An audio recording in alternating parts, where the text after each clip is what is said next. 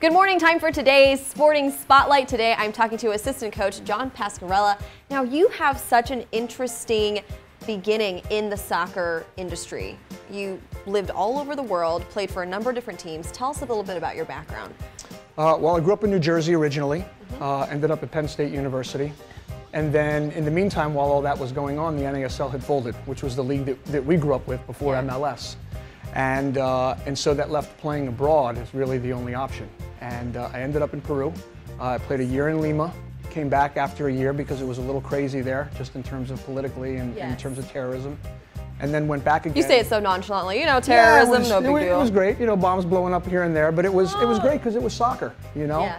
And, I can just imagine the fans and how much that permeates the culture. Well, that's why it was so much fun. The people there care about the game. There's a passion for the game there that didn't exist here at the time, and that's changed here.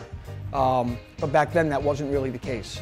So I went there, came home for a year, went back there to play for the same coach, but up in the northern province called Sullana, just outside of Ecuador, actually, not far from the border.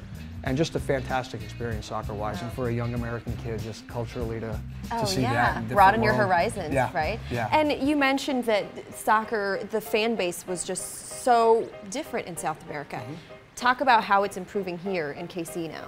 Well, the thing that's different now is that people care if you win or lose. Back then, no one knew, no one cared. There wasn't this type of media coverage. There wasn't really anything going on with the game other than it being played. No one took notice.